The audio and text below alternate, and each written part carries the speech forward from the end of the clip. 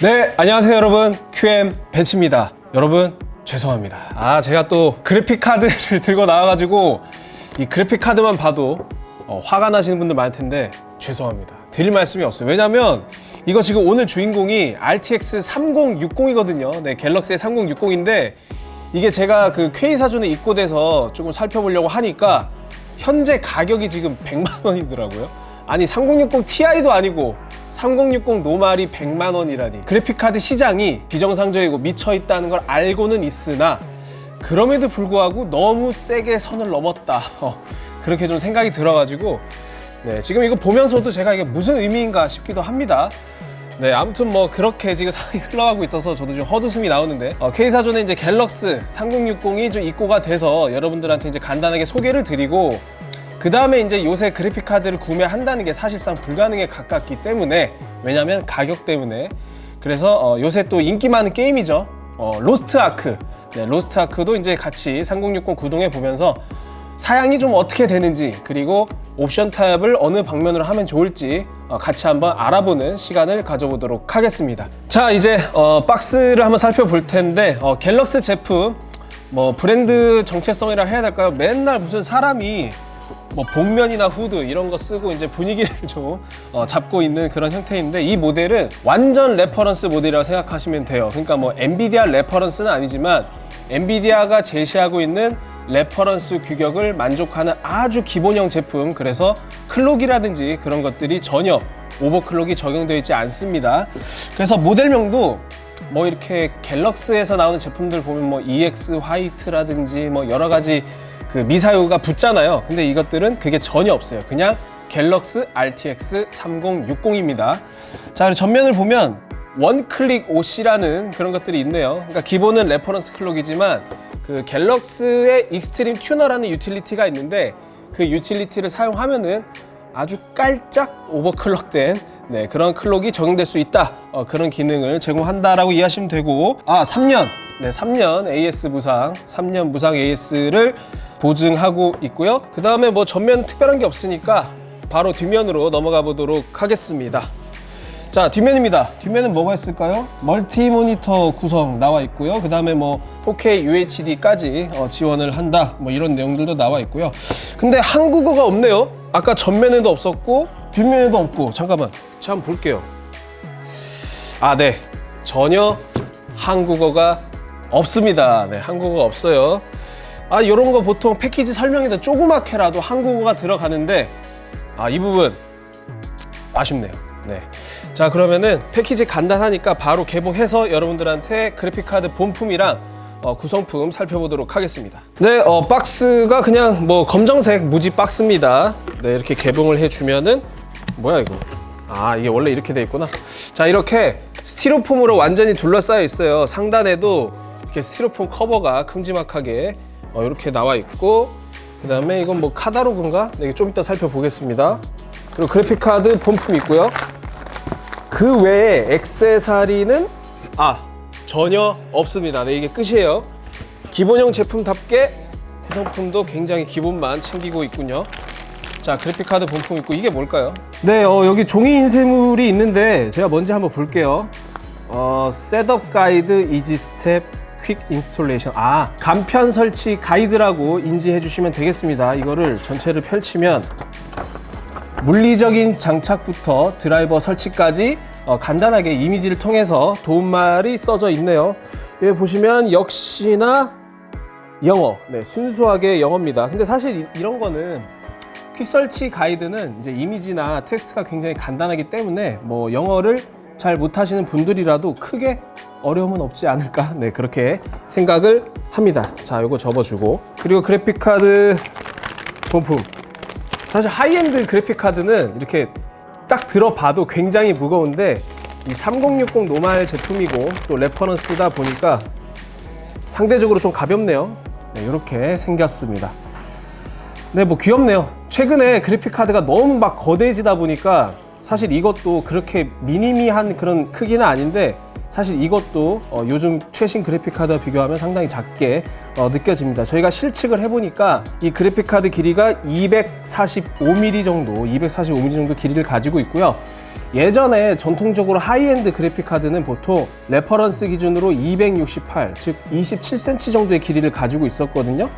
그러니까 이게 약 25cm 정도 되니까 뭐 그렇게 큰 차이는 나지 않는다. 근데 하지만 요즘 나오는 하이엔드 그래픽카드는 30cm를 훌쩍 넘기는 경우도 있죠. 네, 그거에 비하면 상당히 단촐해 보이고요.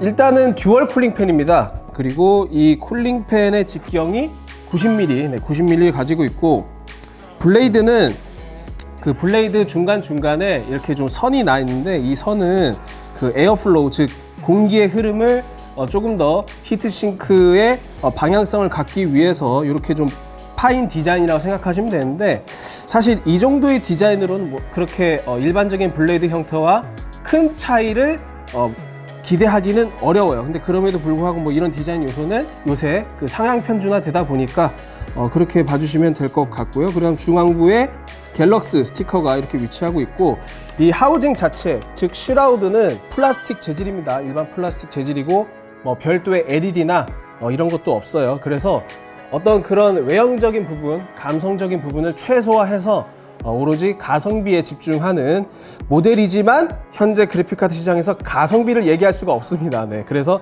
의미가 좀 퇴색된 그런 느낌이죠. 자, 그리고 측면을 한번 볼까요? 네, 측면 이렇게 8핀 보조전원 단자가 한 개 위치하고 있고요. 그 다음에 쿨링팬과 연결되는 케이블이 있는데, 이 부분은 조금 아쉬워요. 왜냐하면 이 쿨링팬 연결하는 단자 자체가 안 보이는 부분에 있거나 아니면 보이는 부분에 위치하고 있다면은 뭐 단색 처리, 검은색이라든지 이렇게 처리하면 좋을 텐데 그런 처리가 별도로 되어 있지 않습니다. 자, 그리고 보조전원 단자가 여기서 끝나는데, 그 말인 즉슨 그래픽 카드는 여기서부터 여기까지지만 PCB 길이는 여기에서 끝나고 있어요. 여기까지가 PCB거든요. 그래서 PCB 끝단에 위치하고 있다는 점.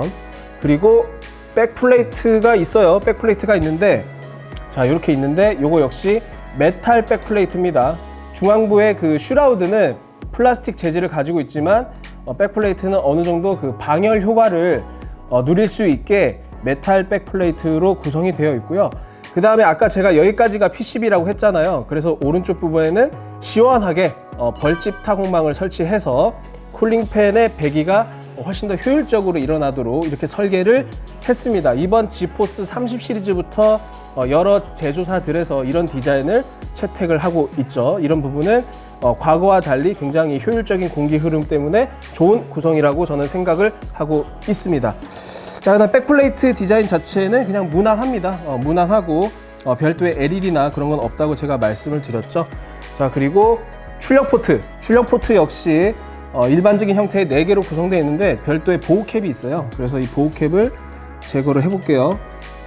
네, 예전에는 그 보호캡도 다들 이 파란색 플라스틱 많이 사용했거든요. 근데 요새는 이 보호캡까지 어떤 제품과의 일체감 또는 감성을 고려해서 이렇게 검은색으로 다 제작이 되어 있습니다. 출력 포트는 디스플레이 포트 3개에다가 HDMI 2.1 포트 1개 이렇게 제공을 하고 있고요. 그 다음에 브래킷 위쪽에는 공기 흐름이 원활할 수 있도록 이렇게 에어홀을 타공했다는 것을 알 수 있었고요. 그리고 보호캡은 출력 포트뿐만 아니라 PCI 슬롯 골드핑거에도 이렇게 보호캡이 적용되어 있습니다. 자, 그리고 출력 포트 받고 후면 받고 또 뭐가 있을까요? 네, 그리고 덩치 부분, 아까 측면 디자인 통해서 알 수 있었겠지만은 그냥 투슬롯 디자인입니다. 그리고 여기 지포스 RTX 로고가 각인되어 있는데 이거 역시 LED는 적용되지 않고요. 기본형 모델이니까 정말 뭐 별로 설명 드릴 게 없는데요. 한 가지 제가 좀 칭찬하고 싶었던 부분은 하이엔드 모델에서도 조금 놓치기 쉬운 부분들이 있어요. 뭐냐면은 백플레이트 그리고 히트싱크, 슈라우드까지 이어지는 이 마감, 모서리 부분이 일체화되지 않은 선처리, 그런 것들을 보여주는 경우가 있는데 요거 같은 경우는 여러분들 카메라 보이시나요? 카메라 보면 백플레이트와 슈라우드의 이런 끝선이 정확하게 일치합니다. 저는 이렇게 정확하게 일치하는 걸 굉장히 선호하거든요.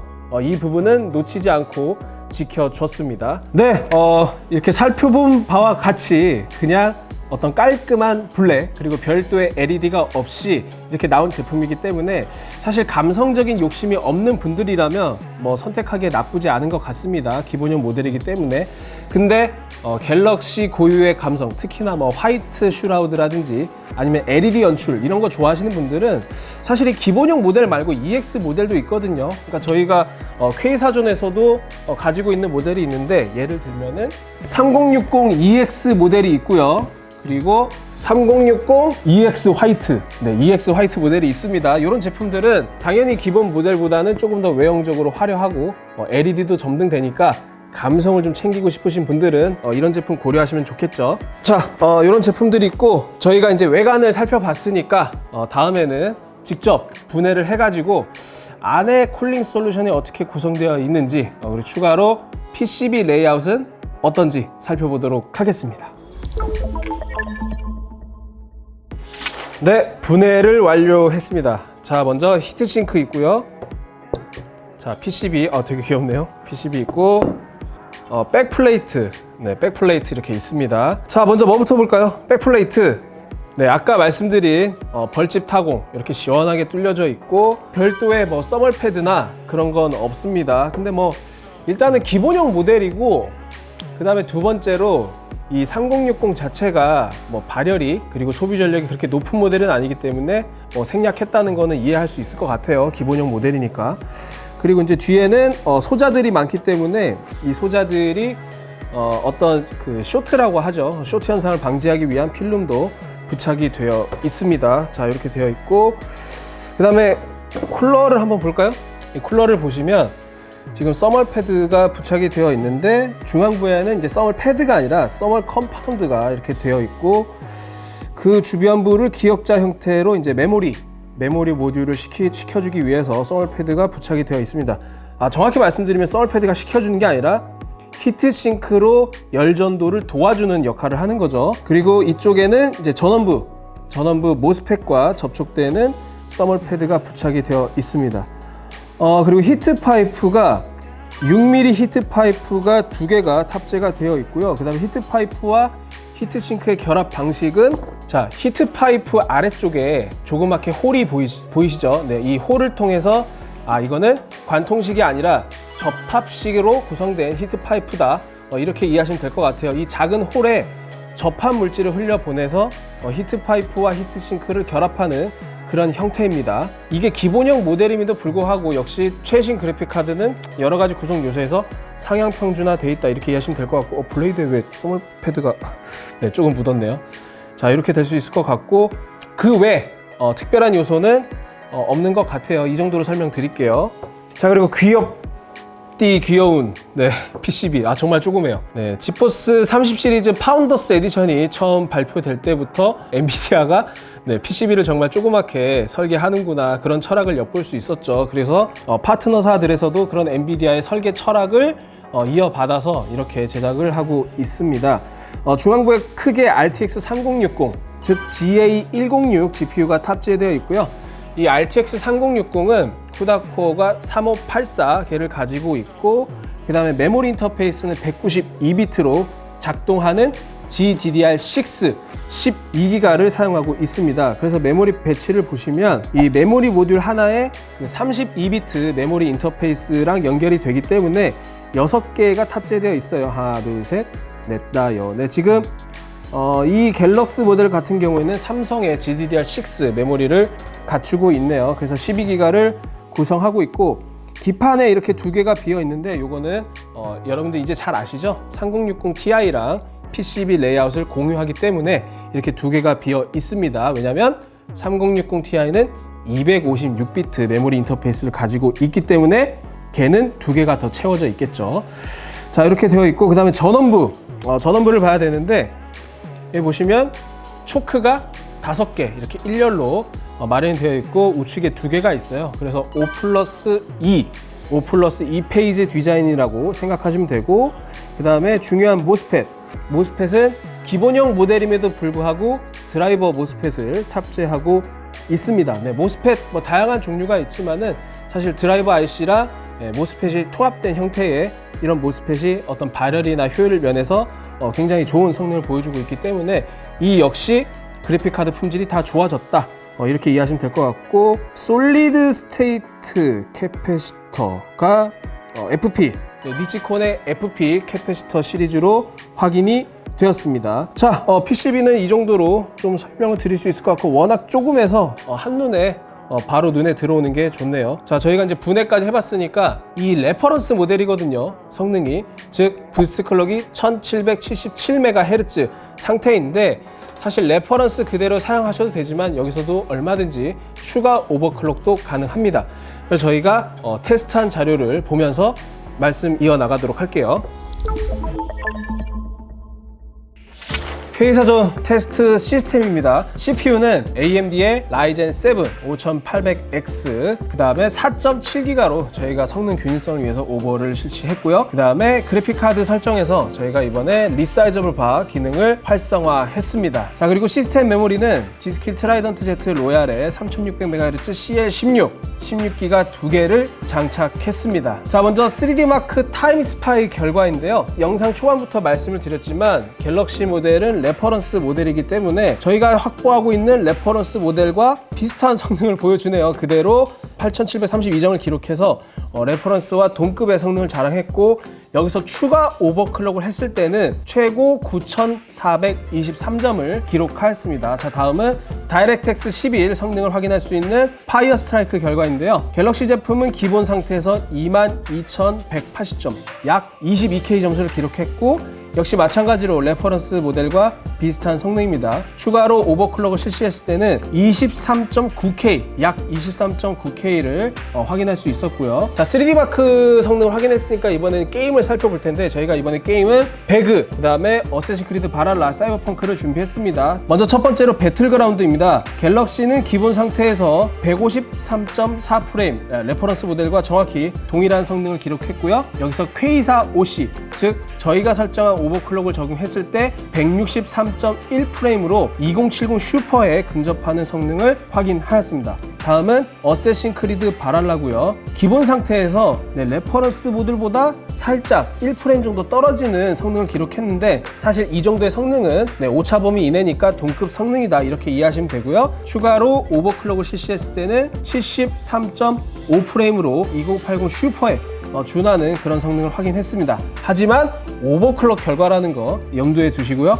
마지막으로 사이버펑크 2077 FHD 결과입니다. 마찬가지로 레퍼런스와 동일한 70.3프레임 정도를 기록했고요. 추가로 오버했을 때는 조금 더 성능이 향상돼서 74.6프레임을 기록했습니다. 자, 게임 성능을 살펴봤으니까 GPU 온도, 소음을 살펴볼 텐데요. 먼저 온도입니다. 게임 구동 시, 즉 플로드 시 온도는 약 68도 정도를 기록했네요. 여기서 추가로 오버하면은 0.2도 정도가 더 오르긴 하는데 사실상 별 차이 없는 수준이죠. 갤럭시 제품은 기본형이고, 또 오버를 한다 하더라도 저희가 추가로 파워 리밋을 상향시킬 수는 없기 때문에 실질적인 소비 전력과 발열량도 크게 차이나지 않다는 것을 이해하시면 되겠고요. 다음은 소음 수치입니다. 기본 모드에서 37.3dB, 굉장히 저소음인데요. 오버를 해도 소음 수치는 크게 차이나지 않습니다. 저희가 레퍼런스 모델을 또 확보하고 있는 기가바이트의 RTX 3060 이글과 비교해봐도 갤럭시 제품이 상당히 정숙하다, 이렇게 이해하시면 되겠네요. 자, 소비 전력을 살펴볼 텐데요. 먼저 첫 번째로 확인하실 거는 그래픽카드 단독 소비 전력입니다. 기본 상태에서 플로드 시 162.1W, 피크치는 178.2W를 기록했고요. K4 OC를 적용했을 때는 살짝 더 상향된 그런 소비 전력을 보여줬습니다. 사실 RTX 3060의 TGP 자체가 170W에 머무르기 때문에 TGP와 큰 차이 없는 그런 모습을 보여줬습니다. 그리고 비교군으로 나온 기가바이트 RTX 3060 이글과 비교해서도 조금 차이가 있긴 한데 큰 의미에서는 동급이다, 이렇게 이해하시면 될 것 같고, 단 피크치 같은 경우에는 기가바이트가 조금 더 높은 모습을 보여줬습니다. 자, 다음은 시스템 전체 소비 전력인데요. 시스템 전체 소비 전력은 확실히 300W에 근접하는 그런 모습을 보여줬고, 사실 시스템 소비 전력은 사용하고 계신 CPU나 오버클럭 설정 이런 거에 따라서 모두 다르기 때문에 참고 정도만 해주시고, 사실 이 정도 소비 전력이면 여러분들의 파워 서플라이가 500W 정도만 돼도 저는 문제없다고 생각을 하는데, 엔비디아 공식으로는 약 550W의 파워 서플라이를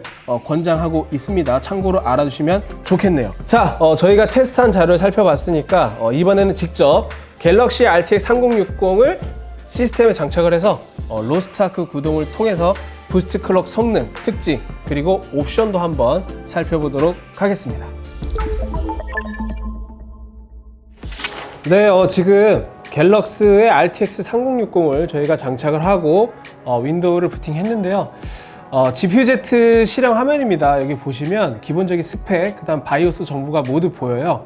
여기 보시면 RTX 3060, 그리고 GPU는 GA106, 그리고 쉐이더는 제가 아까 말씀드린 것처럼 쿠다 코어를 뜻하는데 3584개고요.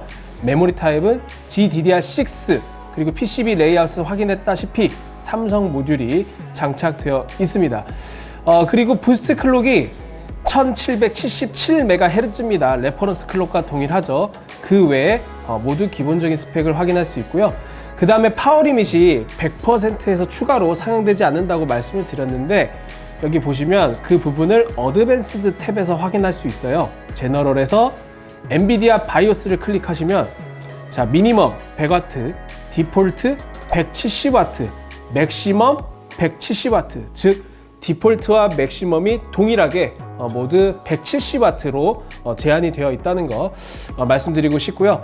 자, 저희가 이제 기본적인 스펙을 좀 확인해 봤으니까 갤럭시에서 아까 패키지 보니까 원클릭 OC라는 게 있거든요. 익스트림 튜너를 실행해서 원클릭 OC가 뭔지 확인해 보도록 하겠습니다. 자, 이게 익스트림 튜너를 실행했을 때 화면인데 상당히 UI가 크네요. 이게 기본적으로 그 자동차의 계기판을 연상시키는 그런 디자인으로 UI를 가지고 있고, 상단의 탭을 보시면 원클릭 OC라고 있습니다. 요거를 딱 보시면 원클릭 OC를 딱 누르시고 적용을 딱 누르면 하드웨어 세팅 어플라이드 적용이 됐다고 합니다. 바로 클릭으로. 근데 원클릭이 아니라 투클릭인데 지금 보니까 여기 누르고 여기 누르고. 네, 쓸데없는 딴지였고. 자, GPU 스펙 한번 볼까요? 어떻게 변했는지. 변하긴 변했네. 여기 보시면 기본에서는 1777MHz인데 원클릭 OC를 통해서 1792MHz, 즉 플러스 15MHz가 향상되었습니다. 근데 15MHz 가지고 성능 향상을 기대하기는 어렵고요.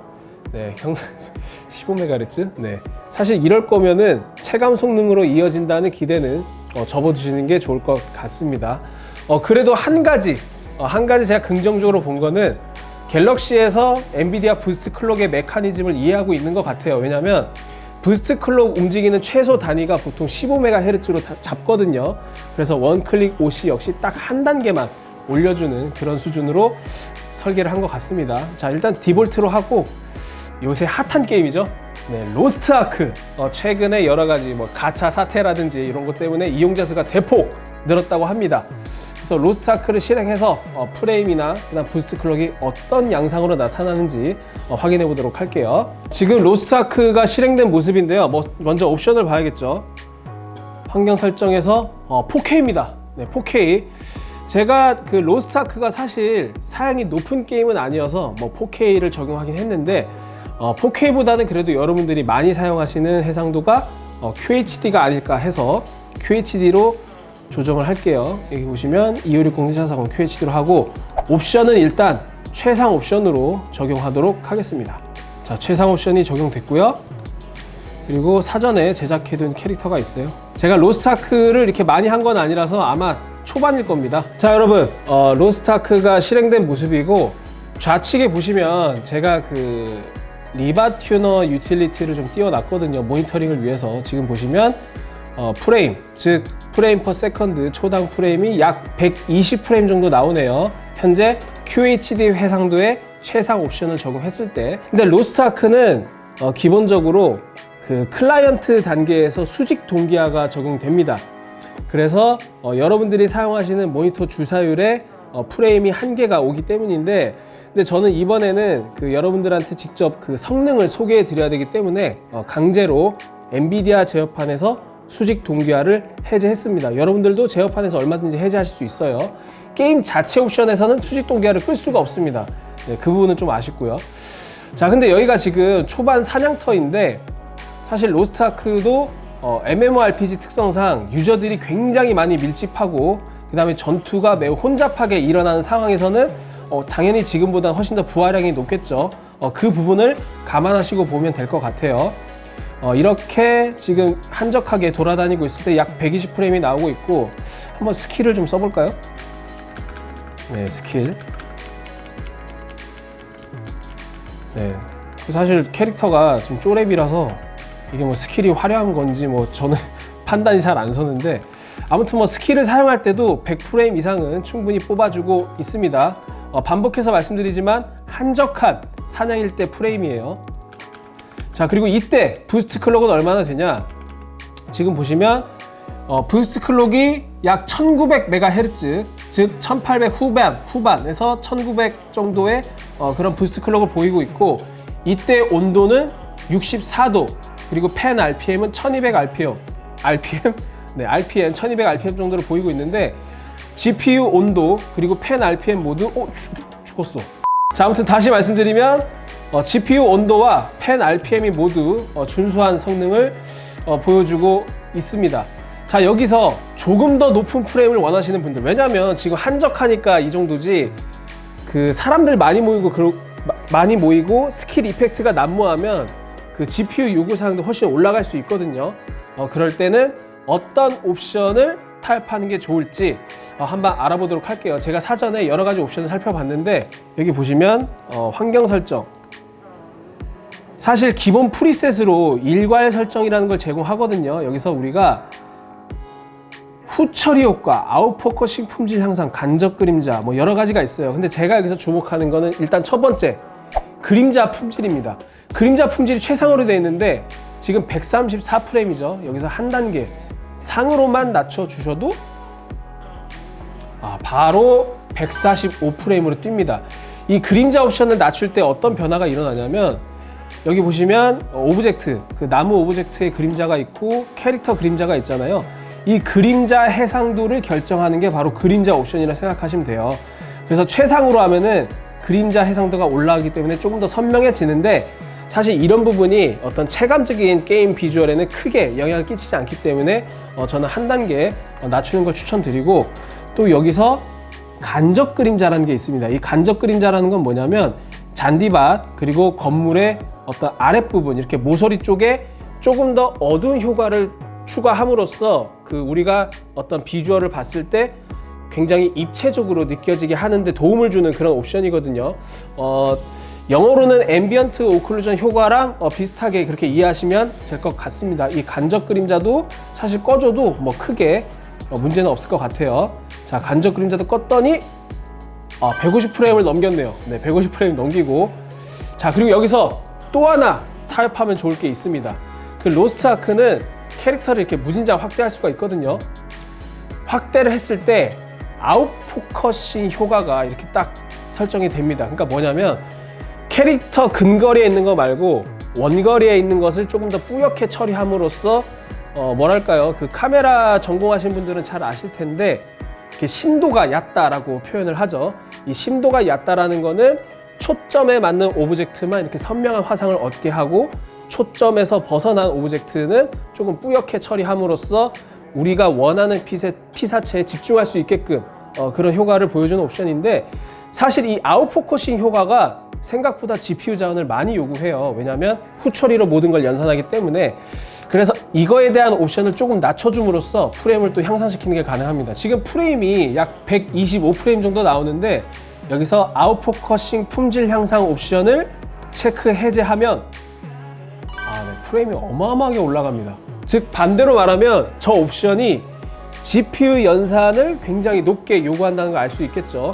근데 그렇다고 저 옵션을 끈다고 해서 아웃포커싱이 안 되는 건 아니에요. 그래도 적용이 됩니다. 그러면 저 옵션의 존재 의미는 뭐냐? 품질 향상 옵션을 체크하게 되면은 이 뿌옇게 되는 오브젝트를 조금 더 정확하게 표현하는 그런 기능이 있거든요. 근데 사실 제가 그거 비포 애프터를 확인해 보니까 그렇게 큰 차이가 안 나요. 그래서 저 옵션은 반드시 꺼주시는 걸 추천합니다. 자, 그래서 이것까지 꺼가지고 프레임이 향상이 됐고, 후처리 효과는 뭐냐면, 여기 보시면은 빛이 들어왔을 때, 즉 광원에 의한 반사광 또는 블룸 효과, 이거를 좀 줄여주는 거거든요. 지금 보시면 캐릭터의 허리 부분, 그리고 피부 부분이 묘하게 조금씩 빛나는 걸 확인할 수 있을 거예요. 근데 이 후처리 효과를 꺼주게 되면, 자, 꺼볼게요. 반사광이 줄어들었죠. 그래서 이게 블링블링한 효과를 좋아하시는 분들은 뭐 그냥 켜주시는 것도 좋은데, 그런 거 별로 나는 신경 안 쓴다, 그런 거 역시 꺼주셔도 좋습니다. 이렇게 끄니까 바로 프레임이 200프레임 가까이, 200프레임 가까이 나오죠. 그래서 제가 지금껏 언급한 옵션들, 그림자 품질, 후처리, 간접 그림자, 아웃포커싱, 이런 거를 모두 껐는데, 마지막으로 계단 현상 방지가 있습니다. 이 계단 현상 방지는 영어로 더 익숙하신 분들도 계실 거예요. 예를 들면 뭐 안티 엘리어싱이라고 하죠. 그 옵션인데, 끄기가 있고 낮음이 있고 높음이 있는데, 끄기 하게 되면은 이 계단 현상이 조금 눈에 띌 수 있기 때문에 낮음 옵션을 전 추천드려요. 낮음 옵션을 하면 200 넘길걸요? 200프레임이 넘습니다.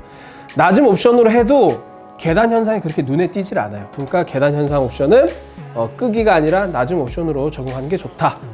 이렇게 했을 때 원래는 그 120프레임 정도 나오는 게 지금 거의 200프레임 가까이 나오거든요. 사냥할 때 179에서 180, 180 전후로 나온다고 보시면 되겠네요. 엄청나게 프레임이 향상됐죠. 꼭 RTX 3060이 아니더라도 그 그래픽 카드 조금 더 낮은, 예를 들면 뭐 1660 슈퍼라든지 이 정도 사용하시는 분들도 그래픽 옵션 타입을 통해서 전반적인 그래픽 품질을 많이 떨어뜨리지 않으면서도 프레임을 높게 확보할 수 있는 그런 노하우를 이 기회에 알아가셨으면 좋겠습니다. 자, 이렇게 프레임 잘 나오네요. 굉장히 잘 나와요. 이 정도면 캐릭터 많이 몰리는 사냥터에서도 충분히 좋은 프레임을 유지할 수 있을 것 같습니다.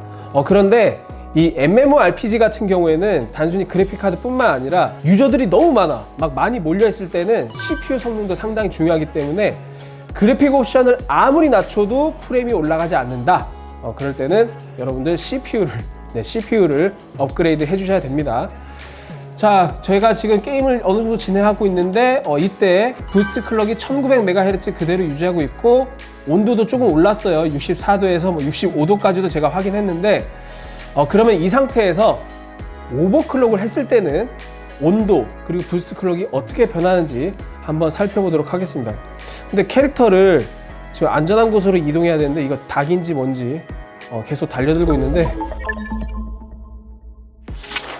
오버클럭을 그 MSI 애프터버너를 통해서 할 텐데요. 저희가 사전에 확인한 최고 오버클럭 값은 코어 클럭 오프셋이 195MHz, 그리고 메모리 클럭은 800MHz였습니다. 오버를 하지 않았을 때 로스트아크 플레이할 때 실제 부스트 클럭이 약 1900MHz에 근접하는 1800 후반이 나왔거든요. 이 상태에서는 부스트 클럭이 어떻게 변할지 바로 확인해 보시길 바라겠습니다. 지금 화면이 나오는데, 지금 오버클럭을 적용하니까 확실히 부스트 클럭이 올랐네요. 2기가를 그냥 넘습니다. 약 2115MHz가 나오는데, 어느 정도 게임을 플레이하다 보면 살짝 낮아질 가능성은 있어요. 왜냐하면 지금 온도가 제가 윈도우 바탕화면으로 나왔기 때문에 살짝 낮아진 상태인데, 다시 이 온도가 올라갈 때까지는 조금 기다려 줘야 됩니다. 정확한 판단을 위해서. 그래서 제가 잠시 플레이를 해볼게요. 제가 로스트아크를 거의 안 해봐가지고 스킬이나 어떤 게임 플레이가 미숙하더라도 이해해 주시길 바랄게요. 65도까지 올랐네요. 65도까지 오르니까 지금 보시면 부스트 클럭이 아까는 2115MHz 정도 됐는데, 지금은 2000MHz 후반, 즉 2100MHz에 근접하는 그런 양상을 보이고 있습니다. 그리고 여기서 그래픽카드의 TGP는 170W가 제한이거든요. 그래서 170W를 초과하지 못하고 약 160W 근처에서 이렇게 왔다 갔다 하는 모습을 볼 수 있네요. 근데 지금 옵션 타협한 상태에서 거의 뭐 150에서 200프레임 이상 이렇게 나오기 때문에 RTX 3060 정도면 뭐 4K도 가능하겠는데요. 한번 4K를 적용해 볼까요? 궁금해가지고 한번 적용해 보겠습니다. 사실 4K면은 QHD 해상도의 비율로만 쳐도 2.25배거든요. 그래서 상당히 사양이 올라갑니다. 굉장히 고해상도이기 때문에. 자, 4K 해상도를 적용했는데 4K에서도 옵션 타입을 통하면 100프레임 이상 나오네요. 이 정도면은 고주사일 모니터라도 충분히 만족할 만한 그런 성능이 아닌가 싶습니다. 로스트아크가 초반에 제가 기대를 굉장히 많이 했는데 기술적인 부분에서는 조금 실망한 부분이 있거든요. 왜냐면 다이렉트X API가 11도 아니고 9에서 머무르고 있다는 점, 네, 그 부분이 조금 아쉽긴 한데 그래도 다행히 그래픽카드 요구사항이 높은 편은 아니에요. 근데 물론 그럼에도 불구하고 API를 만약에 최신 API를 썼다면 CPU 자원 활용 면에서 훨씬 더 효율적이기 때문에 그 부분은 여전히 아쉬움으로 남아 있습니다. 네, 그와 별개로 갤럭시 RTX 3060 물론 레퍼런스 모델이고 기본형 모델이긴 하나 오버클럭도 얼마든지 가능하고 그로 인한 성능 향상 역시 확인할 수 있었다. 이렇게 이해하시면 될 것 같네요. 네, 여러분, 정말 기본 중에 기본, LED 아무것도 없고 그렇다고 뭐 멋있는 요소가 있는 것도 아니고 오버도 안 돼 있고 정말 기본 중에 기본 갤럭시 RTX 3060을 살펴봤는데요. 근데 사실 그 컴퓨터 구성하시는 분들이 워낙 감성적인 부분 그런데 조금 관심이 쏠려 있다 보니까 화려한 제품을 주로 보잖아요. 근데 이렇게 정말로 모든 걸 다 떼놓고 기본에만 충실한 제품도 살펴보니까 색다른 재미가 있었던 것 같아요. 근데 그럼에도 불구하고 어쨌든 레퍼런스 클럭 외에도 추가로 오버클럭 했을 때 충분히 성능 향상도 있었고 그리고 갤럭시 제품 같은 경우에는 펜 RPM이라든지 그 다음에 GPU 발열 해소 능력 이런 것들이 모두 준수하게 잘 나와서 기본형 제품도 충분히 쓸만하다 이런 평가를 내리는 데는 무리가 없었던 것 같습니다. 물론 이런 평가가 가능했던 건 애초에 GPU 자체가 RTX 3060이 뭐 소비 전력, 발열 이런 것들이 모두 준수한 GPU이기 때문에 가능한 부분이겠죠. 그래서 이런 기본형 모델 말고도 사실 아까 잠깐 소개해 드렸던 조금 더 외형을 보고 싶다 이러신 분들은 이제 EX 모델 그런 부분을 선택하시면 될 것 같고요. 그리고 제가 이번에 그래픽 카드를 사실 여러분들한테 소개함에 있어서 뭐 시장 상황에서 지금 그래픽 카드 3060의 MSRP와는 별개로 100만 원에 육박하기 때문에 사실 이 리뷰를 보시고 구매를 결심하시는 분들은 뭐 저는 거의 없을 거라고 생각을 해요. 그래서 최근에 핫한 로스트아크를 통해서 뭐 여러 가지 살펴보고 또 옵션 타입도 살펴봤는데 그래도 로스트아크를 즐기시는 분들한테는 어느 정도 이런 기술적인 부분들이 도움이 되었으면 좋겠습니다. 그리고 항상 하는 말인데 하루라도 빨리 그래픽카드 시장이 조금이라도 나아지길 기대하고 저는 이번 갤럭시 RTX 3060 외에도 또 다른 재밌는 제품으로 찾아오도록 하겠습니다. 네, 이상 QM 벤츠였고요. 여러분들 다음에 뵙도록 할게요. 안녕!